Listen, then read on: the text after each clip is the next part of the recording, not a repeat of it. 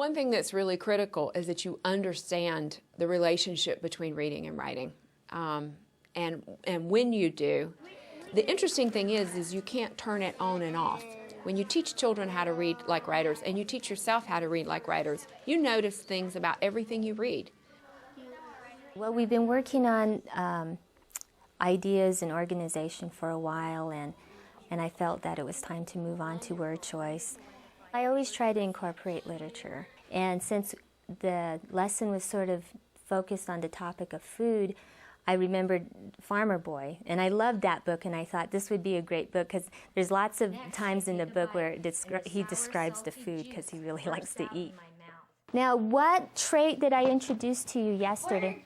Word choice. Okay, so let me go over to word choice here. And what were some things, what do you remember about word choice when we use that in our writing? Osmond? Well, my reader understand what my handwriting is. Okay, the reader understands your handwriting? Okay. Angel? Choose the words I love. Choosing words you like, choosing words to make our writing more clear. Tyra? Did my words make sense? And making sure your words make sense. Okay, Janaea? Did I use enough information? Did you use enough information? Okay, yeah, using words to give enough information. Favorite word? And using favorite words. Jelaine? Did I give enough words? Okay, giving enough words. Okay, one more, Osmond. Put words in like more detail and stuff. Okay, more detail, exactly. And last one for sure, Shanika. Staying on topic. Staying on your topic, right. And our words, using the right kinds of words can help us stay on our topic. Now, the one that we're going to really concentrate on in our activity is, did I use a variety of words? In our leaf writing yesterday, you saw that you used a variety of words. Well, we're going to do another activity that requires us to use a variety of words just to really bring it alive. But first, I'm going to read from this book called Farmer Boy. I used to really like reading this. And they live on a farm, and the section I'm going to read is they're at the dinner table, and it's Christmas time, and he's worked hard all day. And this little boy, his name is Almanzo, is really hungry. And look what and I'm going to read how he describes the food that he cannot wait to eat. Almanzo bowed his head and shut his eyes tight while Father said the blessing. It was a long blessing. Father said because it was Christmas Day. But at last, Almanzo could open his eyes. He sat silently looking at the table. Listen real carefully for this part. He looked at the crisp, crackling little pig lying on the blue platter with an apple in its mouth. He looked at the fat roast goose, the drumsticks sticking up, and the edges of the dressing curling out. The sound of Father's knife sharpening on the waystone made him even hungrier. He looked at the big bowl of cranberry jelly and the fluffy mountain of mashed potatoes with melting butter trickling down it. He looked at the heap of mashed turnips and the golden baked squash and the pale fried parsnips. He swallowed hard and tried not to look any more. He couldn't help seeing the fried apples and onions and the candied carrots. He couldn't help gazing at the triangles of pie waiting by his plate. The spicy pumpkin pie, the melting cream pie, the rich dark mince oozing from between the mince pie, flaky crusts. He squeezed his hands together between his knees. He had to sit silent and wait, but he felt aching and hollow inside. All grown-ups at the head of the table must be served first. They were passing their plates and talking and heartlessly laughing. The tender pork fell away from slices under Father's carving knife. The white breast of goose went piece by piece from the bare bones. Spoons ate up the clear cranberry jelly. Almanzo had to wait very last. He was the youngest of all, except for the babies. At last, Almanzo's plate was filled. The first taste made a pleasant feeling inside him, and it grew and grew while he ate and ate and ate. So I thought this would be a really nice introduction to what our lesson was going to be about, and that's why I chose that book. I could use that and then use a piece of writing I created, and they could see that I went through the process of making a web and choosing food that I like to eat. Literature will show the children all the traits writing traits, the ideas, the content, the organization, the word choice, the conventions of words. You know, most of the books I use are geared for ages 4 through 8, grades pre-kinder through 2nd. You know, this is good for the emergent and as well as fluent readers. Your emergent readers will have the beautiful pictures. They'll be able to follow a story. And your fluent readers will be able to create and expand. So it works with all levels of kids. I thought this was a great book because the text was so simple, but the illustration gave all the details. So by covering the illustration, the kids noticed that we don't know anything about the setting if there's no picture.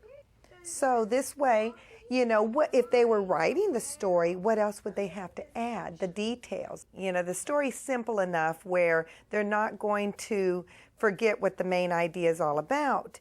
But I have to stop and point out some of the traits that the book is showing that we can use in our writing.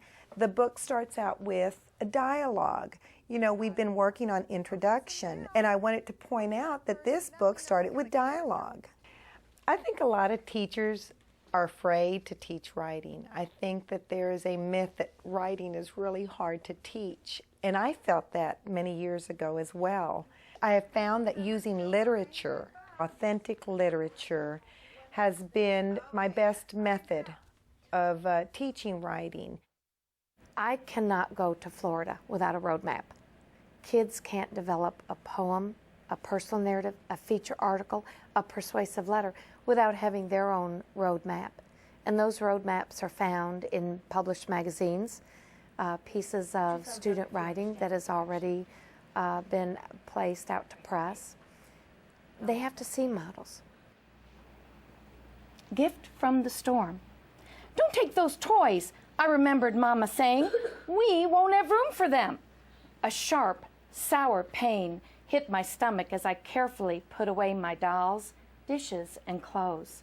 Would I ever see them again, or would they blow out to sea? The night before, Papa had run into our small tin house by the beach and shouted, "The typhoon will be here tomorrow!" Condition 2. Condition 2 was bad. It meant that our island would be hit by the typhoon within 24 hours. Right away, Mom. We teach reading and we teach writing. However, those two processes should never be separated. We're currently writing personal stories, so what we're reading are personal stories.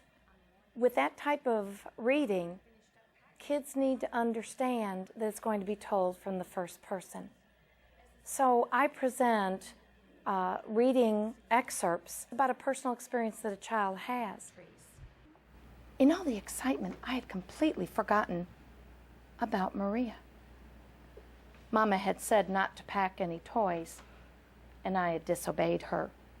And Mama was not happy with me when she found out. I walked to her slowly and said, "Mama," I gulped, "I'm sorry I disobeyed you. But now Maria can be a present for someone." I took my doll, cradled and cuddled her one last time, and then ran to Sina. I pushed Maria into her arms. "For you. Her name is Maria, and she needs you to take care of her." I said it all in a rush before I could change my mind, and Tessina's big smile was a great, kind reward. But when I turned back to see Mama, I saw for the first time in weeks that she was smiling, her sweetest smile. That was my biggest reward for having to give up Maria. I have goose pimples. Now, I made a copy, boys and girls, and I read off of the white copy because I want to keep this in a binder that says personal narrative forever.